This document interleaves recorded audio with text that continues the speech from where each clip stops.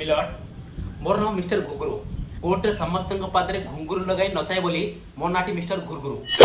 तो मिलर्ड मोर क्लाएंट जड़े अति शांतशिष्ट भद्र आउ अशिक्षित डेंगा मनीषटीए कहया कथा है गत काली राति ठारू तांकर स्त्री मिस पाड़ सॉरी मिस पारो तांको खाइबा को देई नांती आउ एक डिवोर्स पेपर रे साइन करिया पे जबरदस्त बाध्य करूछंती। तो मु अनुरोध करिवि तो तांको आईनगत भाव रे जेरा करिया पे। हाँ हाँ श्योर श्योर कंटिन्यू कर। Thank you milord. अच्छा बाबू आपनकर स्त्री आपनको डिवोर्स देबा पे कोन पई चाहुचंती टिके हमर जज कहबे। सत कहूची भाईना मु किसी जानिनी काली रात रे आपण तांको बाड़े छंती कि तम भीतर किछि डिस्टरबेंस होई कि किछि से मो प्यार आ प्यार प्यार भितरे। अच्छा पार मैडम आपण कोन कहबे चाहुचंती।